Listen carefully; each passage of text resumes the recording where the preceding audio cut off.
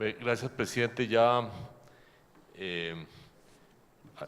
algunos de los que me han antecedido han señalado algunos de los puntos. Creo que en el conversatorio que tuvimos, para comenzar, hubo una claridad de que hay entre la certeza y la incertidumbre, hay la certidumbre del cambio.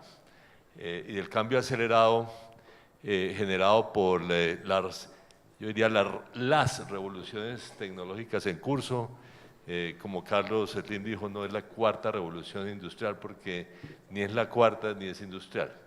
Entonces hay muchos otros elementos importantes en estas revoluciones.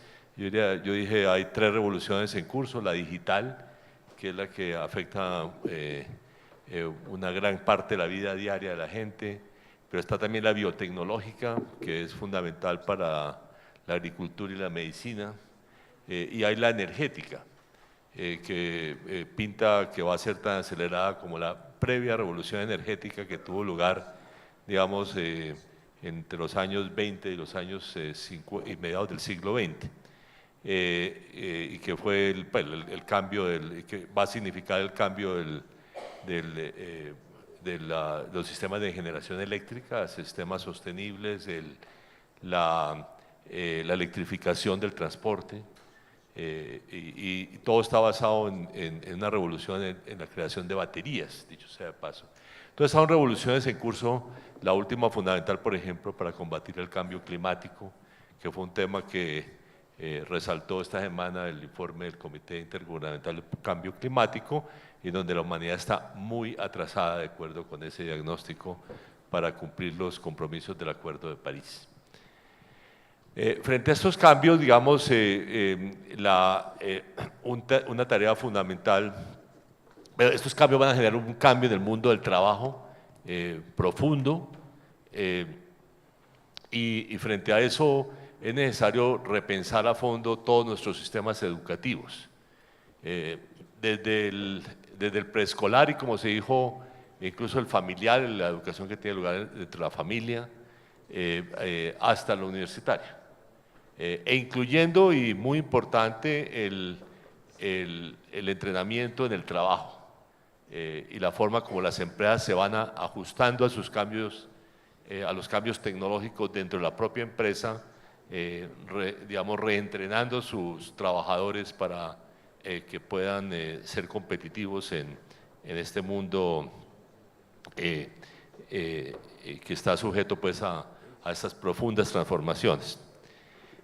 Otros temas importantes, digamos, que se resaltaron es también el cambio en la vida urbana, como resaltó Carlos Slim, digamos, cuál es la estructura de las ciudades, incluso la estructura de las habitaciones, la forma como la gente habita, digamos, pero también, como se ha dicho, también en el ocio, incluyendo la industria del ocio, o el negocio, como se ha dicho en las otras presentaciones, y que a su vez es una de las grandes oportunidades nuevas de empleo, porque el ocio está generando unas grandes oportunidades de empleo en el mundo contemporáneo. Bueno, y finalmente, digamos, yo quisiera resaltar la importancia o los retos que significa esto para las políticas estatales, cómo los estados manejan estos cambios desde el punto de vista de las distintas regulaciones. Regulaciones que, digamos, entre los múltiples debates contemporáneos, algunos, es cierto, con algunas raíces históricas, pero con ciertamente nuevas modalidades en temas tales como el manejo de la privacidad de las personas, que es un debate que ha sido muy agitado entre Europa y Estados Unidos en los últimos tiempos, como es el tema de las regulaciones a los productos biotecnológicos, por ejemplo, a los alimentos, digamos, con procesamiento biotecnológico, que de hecho es virtualmente prohibido en Europa, pero facilitado en Estados Unidos.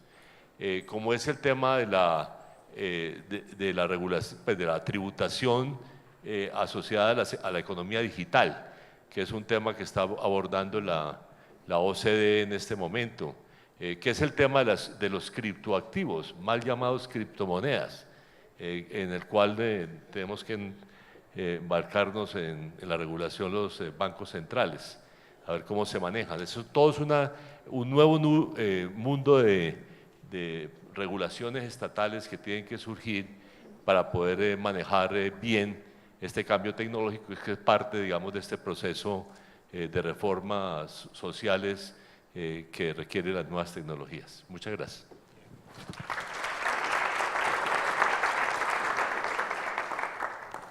Martín Santiago. Bueno, muchas gracias, presidente. Yo voy a distanciarme en estas pequeñas observaciones que voy a compartir con ustedes respecto a estos 2 días de reflexión. Voy a distanciarme un poco porque parece como que estaba catalogado en el ámbito de lo económico y yo me voy a poner en otro plano y comienzo diciendo que este día y medio para mí tiene una conclusión fundamental y ha sido el coraje y la valentía a tratar de confrontar las inquietudes del presente. Y ahora voy a tratar de calificar un poco qué quiere decir tal vez este punto de entrada tan complejo. Creo que nos hemos atrevido a empezar a indagar algunas de las causas y las consecuencias de la cuestión que, después de escuchar todas las intervenciones tan absolutamente ricas y profundas que hemos tenido en esta sesión de clausura, tienen que ver con unas profundas transformaciones y la situación de cambio que estamos viviendo en nuestra sociedad o en nuestras sociedades. De manera que eso nos lleva, efectivamente, desde el arte del pensar, desde la reflexión y el pensamiento crítico, a tratar, muy bien como ha dicho el señor Slim, a tratar de, en primer término, entender la complejidad. Cosa que me parece ya extremadamente compleja porque tenemos limitados instrumentos, también como nos ha dicho el presidente González, y nos hacemos preguntas que todavía no tienen suficientemente respuesta para decir que el mañana ya está hoy. De modo que ese ejercicio que hemos hecho y también se ha dicho y se nos ha invitado a tratar de desafiar el desafío de los tiempos que están signados por lo que también hemos estado comentando, que tienen que ver con la incertidumbre, que tienen que ver con la desconexión, la desconfianza, el miedo y fundamentalmente, y yo creo que para mí este es un tema muy importante, ese desequilibrio entre la razón y el sentimiento, cuando además hemos perdido en nuestra sociedad la capacidad de argumentación. De modo que, tratando de buscar algunas respuestas, y yo estuve en el panel con Alberto, que además me ha realmente emocionado los comentarios que ha hecho, yo trataría de sintetizar, si me permite, presidente, como en 2 caminos, y precisamente estamos en la búsqueda de esas rutas que nos conduzcan a entender cómo confrontamos este futuro que ya está en nuestro presente en 2 dimensiones. El primero es la recuperación de la ética, y simplemente yo le voy a hacer una consideración de orden personal que trataría de decir cómo encapsulamos ese imperativo moral que debe presidir la vida en común para una mejor convivencia. Esa es una definición que me gustaría hacer, que tal vez tiene un contenido filosófico, pero me parece extremadamente importante. Y obviamente la recuperación de la ética, usted nos lo decía, ese jardín incompleto que se llama la recuperación de la humanidad a través de un nuevo humanismo. Yo creo que esa es otra de las cuestiones que a mí me parece extremadamente importante. Pero termino tal vez con una cuestión que nos vaya de esta cuestión puede ser más ontológica a una cuestión mucho más práctica. Y para mí son básicamente 3 consideraciones. La primera es que la respuesta a esto que estamos confrontando, donde son difíciles configuraciones porque todo es impreciso, se llama la política. Yo creo que esto que estamos viendo necesita realmente una respuesta política. Y la podemos tal vez catalogar desde el punto de vista de esa revitalización de la democracia como la mejor organización, el mejor modo de organización social para la construcción de ciudadanía.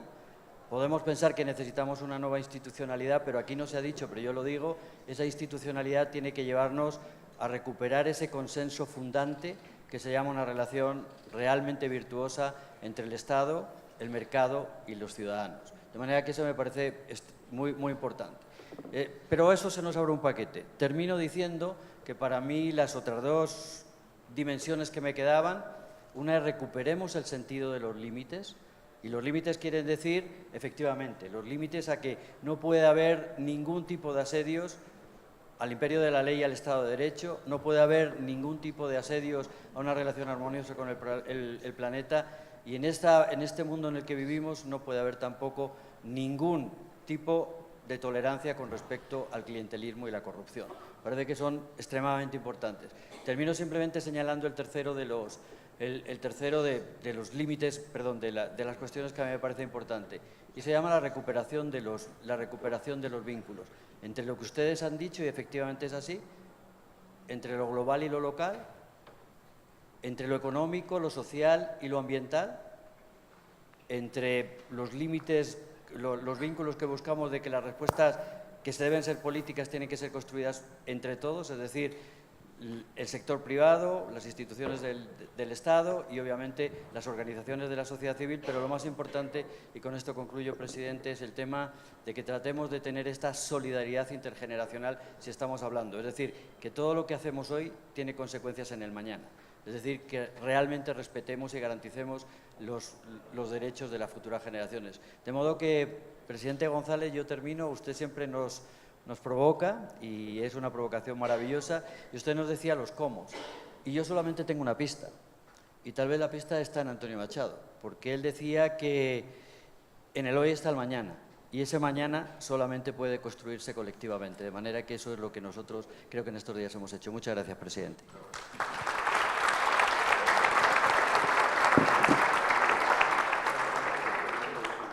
Don Enrique Manar, Enrique, se da por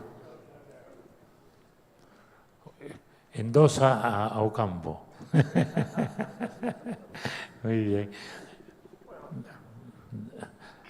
Doña, nuestra anfitriona, a la cual le tenemos que agradecer. No, ibas a decir algo. No. Adelante. Adelante, por favor. No, yo iba a agradecerte la gentileza de haberme convocado a esta reunión y, por supuesto, como han manifestado todos acá, sobre la empleabilidad, sobre el cambio, sobre todos los temas sobre la incertidumbre, sobre todas las cosas que nos hacen dudar. Bueno, nos vamos con cierto esclarecimiento y les agradezco muchísimo por tenerme acá, involucrarme al Círculo Montevideo. Vale.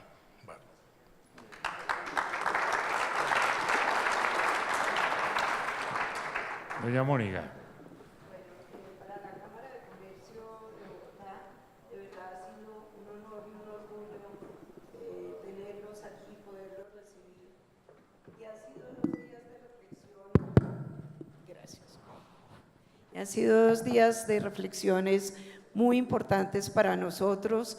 Creo que aprendimos, que es muy importante, ha sido un privilegio oírlos, pero también temas tan importantes como la desgarradora situación que vive el día de hoy Venezuela ha sido enriquecedor para nosotros y un compromiso para la Cámara de Comercio para hacer algo por estos migrantes venezolanos que están llegando a Colombia.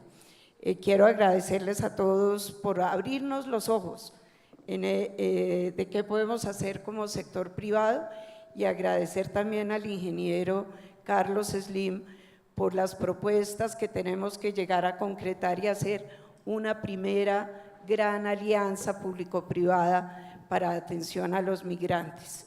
Yo quiero además invitarlos a que sean ustedes mismos en el Círculo de Montevideo, ojalá el año entrante, quienes puedan ver y venir a constatar si hemos sido capaces como sociedad civil y como empresarios de poner un grano de arena para tratar de solucionar una problemática que ayer, no nos imaginábamos y que hoy tenemos presente como nunca. Entonces, gracias, bienvenidos siempre y ha sido un placer estar con ustedes. Tenemos el gusto de tener 2 presidentes colombianos, nada menos. Así que, don Belisario, el decano de todos los decanos, decano de la lengua, decano de la presidencia, decano del buen decir, que nos diga unas palabras.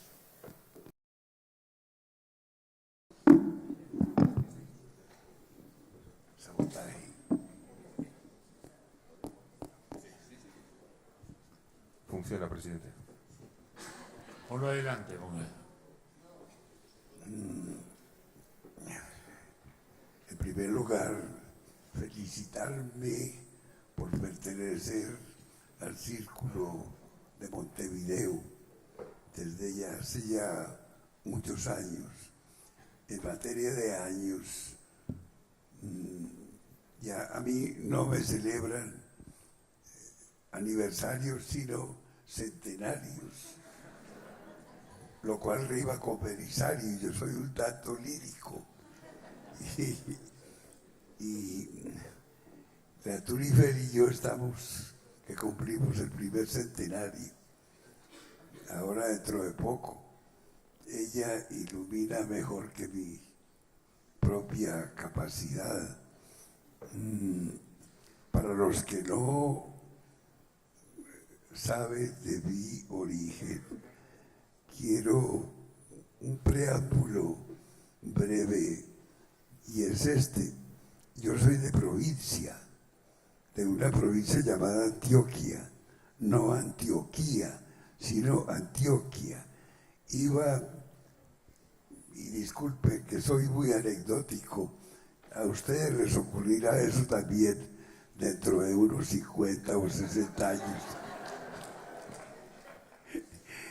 Iba por la costa pacífica, por el Chocó, en una embarcación con un motorcito fuera de borda. Bajaba otra embarcación, era por el río San Juan, la selva al lado y la canícula vertical que rompía la cabeza. Y una embarcación que bajaba con mucha gente y racimos de plátanos. Y nuestro técnico, nuestro boga, saludó al otro y apagamos el motor. Lo saludó con el deje del alabao, no alabado, sino alabao, un tanto melancólico. Adiós, compadre, le dijo el nuestro al otro. Y el otro le contestó medio tono más abajo. Adiós, compadre. Y le dice el nuestro al otro, compadre, ¿pa' dónde va con esa gente? Y el otro le contestó, no, compadre, si esta no es gente, estos son unos paisas.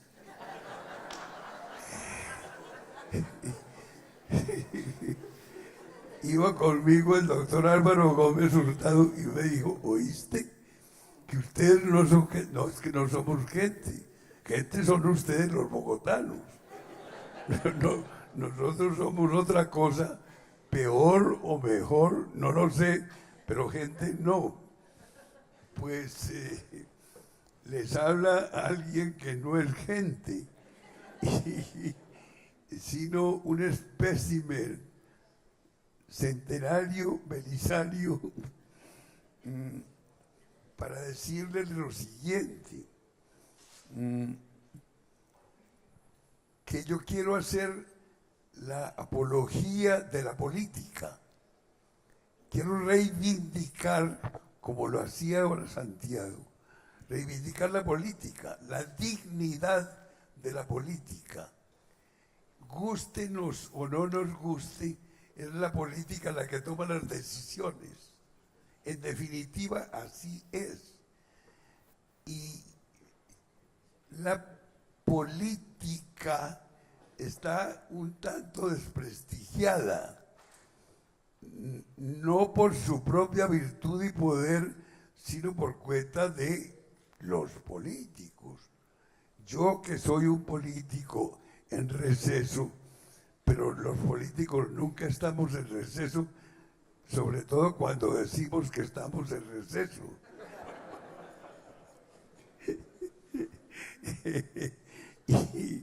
Y entonces digo, que es que hay que darle otra vez dignidad al ejercicio político, porque la política está tan desajustada, desacreditada, que se le agrega la palabra política a una palabra muy bonita, a la palabra madre, y la convierte en madre política, es decir, en suegra.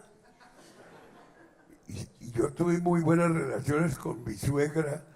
No pude ir a sus exequias a Caracas porque no era posible por el demócrata, entre comillas, que desgobierna Venezuela.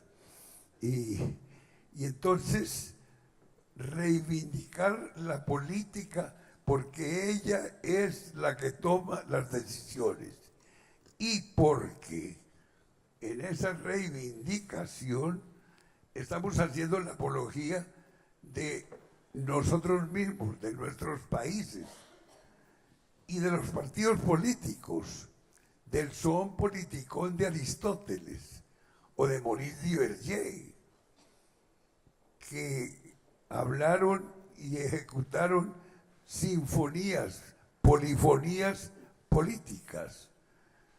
En ocasiones se nos olvida, militantes de un partido político, en ocasiones se nos olvida qué es un partido político y hacerme yo mismo esa interrogación en frente de semejantes dirigentes es una herejía, pero he sido toda mi vida un heterodoxo, descalificado de todas partes, expulsado de todas partes por liberalizante e indoctrinario.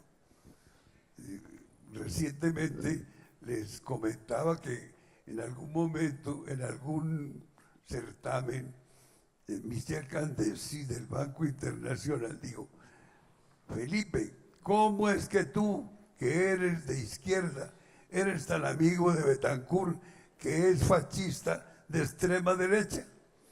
Y Felipe, con su donosura andaluza, escapó de la pregunta con una simple respuesta: tanto Michel, tanto Betancourt como yo estamos mal rotulados.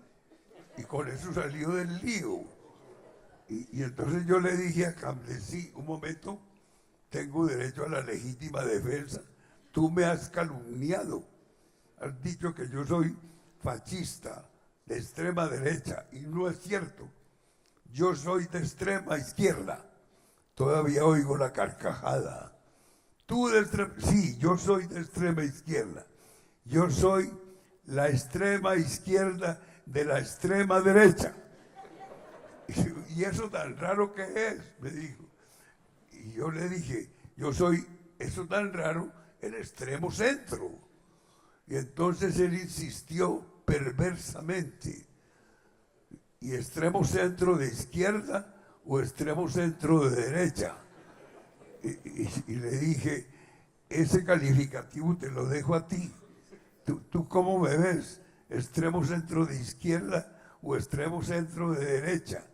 En definitiva, en este momento finisecular de mi existencia, soy de extremo centro, pero soy el único conservador que queda de una especie que dicen que es especie en extinción.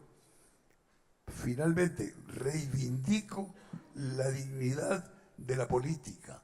Ella, la política y los partidos políticos, los activistas, los programas, los dirigentes, son los que merecen la dignificación de un foro de pensamiento, de un foro que se tiene a sí mismo como lo que es foro de puro y simple pensamiento político. Muchas gracias.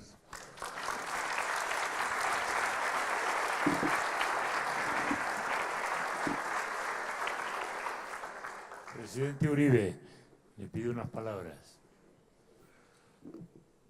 Muchas gracias, presidente Sanguinetti, distinguidos expresidentes y panelistas, y señoras, señores, me honra mucho estar en este círculo de Montevideo.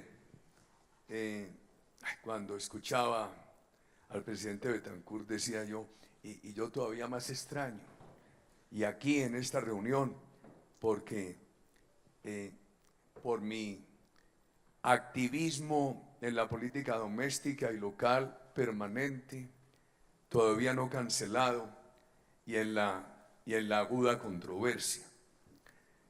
Con esas excusas, dos comentarios. Un comentario sobre desafíos de América Latina y otro comentario sobre incertidumbre democrática. Entre los desafíos de América Latina, yo quisiera destacar dos.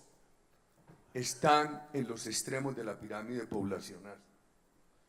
Con el Caribe tenemos casi 600 millones de habitantes, una edad promedio de 28 años, pero vamos a tener 100 millones de personas en edad de retiro sin reserva pensional.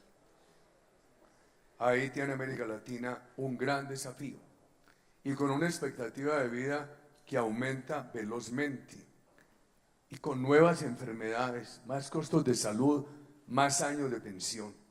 Yo creo que la circunstancia de tener un promedio de edad tan bajo no nos ha dejado pensar suficientemente en el problema pensional que afrontan nuestros países. En el otro lado, en la base de la pirámide, nuestros países tienen un desempleo juvenil entre el 9% y el 35%. Y cuando baja el desempleo general, no está bajando el juvenil. Entonces, el tema es, bueno, tenemos que migrar de la búsqueda de empleo a la promoción del emprendimiento. Pero viene este factor de transición de los empleos tradicionales que se están perdiendo a los que hay que buscar en el marco de la revolución de la inteligencia artificial, que nos obliga, como decía el doctor Ocampo, a una muy bien ajustada visión educativa, pertinencia educativa. Entonces yo veo que la transición del actual sistema de empleos a la inteligencia artificial va a agravar transitoriamente en América Latina, uno no sabe por cuántos años, el desempleo juvenil. Y eso va a exigir unos esfuerzos muy grandes de nuestros gobiernos y de nuestras sociedades. Lo que uno ve ahí positivo es que hoy hay un gran consenso sobre el esfuerzo que hay que hacer en la parte educativa, en la innovación, en el apoyo a todas esas empresas creativas. Y en los términos muy imaginativos de ustedes, la buena acepción que le dieron hoy al ocio. Diría yo que vamos a tener esa transición, vamos a tener más ocio, porque vamos a estar viviendo entre un alto desempleo juvenil y una destrucción de empleos tradicionales. Pero eso se tiene que convertir en un gran factor para ser creativos y poder encontrarle a las nuevas generaciones, ellos, las nuevas generaciones, van a encontrar esa solución. Y lo que hay que hacer hoy es un gran esfuerzo en el apoyo a la innovación y a la educación. Pero veo en este tema de certezas e incertidumbres, la América Latina, en muchos países hoy, las elecciones no dan certeza democrática. Hicimos el tránsito de las dictaduras militares, todos aplaudimos la llegada de nuestros países, todos a sistemas electorales. Tengo que decir que una de las razones que me ha obligado a mí a ser disidente frente al tema que ha ocurrido en Colombia en los últimos años con grupos criminales es que este país no tuvo en el siglo pasado sino 4 años de interrupción democrática. México se preciaba de haber tenido la menor interrupción democrática, tuvieron 12 años. Nosotros tuvimos una interrupción de 4 años. Aquí todos los fenómenos criminales se acentuaron en un país que vivía perfeccionando su institucionalidad democrática día a día. Y uno encuentra en América Latina que cuando se hizo ese tránsito de dictaduras militares a elecciones, pues creímos que ya habíamos llegado a una certeza democrática permanente. Pero hoy estamos llegando a través de elecciones a tiranías. Y además de Venezuela es bien preocupante el caso de Nicaragua, de Bolivia. La verdad es que yo creo que muchos estamos gratamente impresionados por la evolución de Ecuador. Uno podría pensar en algún momento que el gobierno ecuatoriano para mí es una gran sorpresa, agradable sorpresa democrática, porque venía de un fundamentalismo marxista, que uno pudo apreciar en el discurso del presidente Moreno en su juventud, y hoy tiene un gran equilibrio democrático. No vamos a hacer comparaciones con lo que lo antecedió, pero yo sí creo que es un caso muy positivo de resaltar hoy de evolución favorable para nuestras democracias. Venezuela, por la vía electoral llegó, destruyó la democracia, la economía, el tejido social. Es increíble, presidente Lagos. Hoy hay tantos venezolanos en Chile como inmigrantes ha recibido Alemania por los conflictos del este en los últimos años, alrededor de 400.000. Imagínense, la inmensa mayoría de ellos han pasado por los caminos de Colombia. Han entrado por Cúcuta, por Maicao, por Arauca, y han transitado hasta la frontera con Ecuador para seguir con Perú y llegar a Chile. Si eso es en el extremo sur del continente, donde se estima 470.000 venezolanos, no está equivocado nuestro presidente Iván Duque cuando estima que de no resolverse este problema, Colombia puede llegar a recibir 6 millones de venezolanos. En una situación difícil que está Colombia en lo económico y social, pero con mucha esperanza, y compatriotas, hermanos venezolanos que llegan en circunstancias muy difíciles.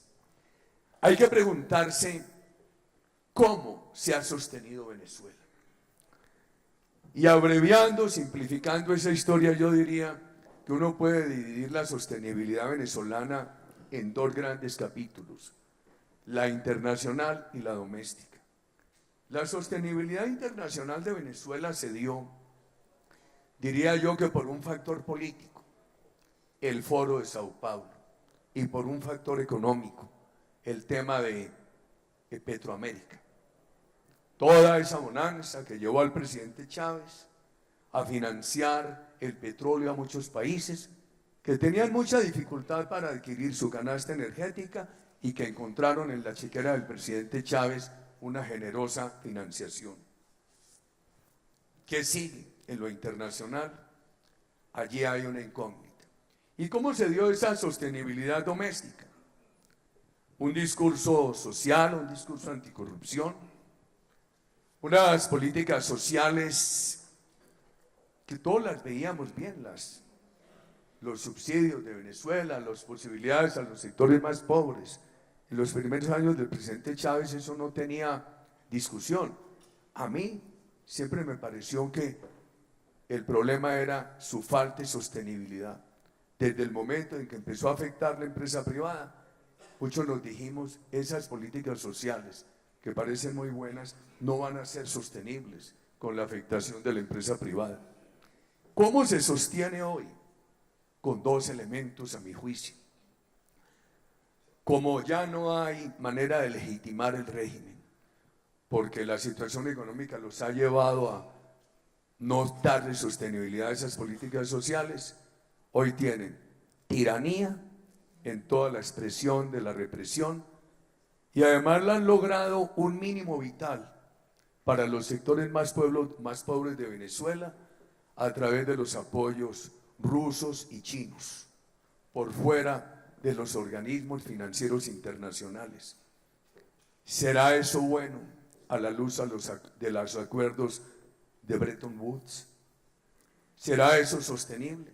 Yo creo que América Latina lo tiene que pensar con mucha delicadeza. La solución venezolana debería ser el paso importante hacia la certeza democrática en el continente. Y yo creo que definitivamente hay que pensar en unas normas de Naciones Unidas que por la interpretación idealista de los principios democráticos habíamos tenido sin desempolvar. Los acuerdos sobre la intervención para la protección de la población contra la crisis humanitaria. Yo creo que hay que intervenir en Venezuela por razones humanitarias, pero esa intervención no va a ser una intervención internacional, tiene que ser una intervención doméstica, apoyada por la comunidad internacional, y tiene que ser inevitablemente para allá va. Lo único que va a hacer que hará posible la solución es una intervención doméstica de fuerza, no para instalar regímenes militares, sino para poder darle nacimiento a una época de certeza democrática. Gracias, presidente Sanguinetti.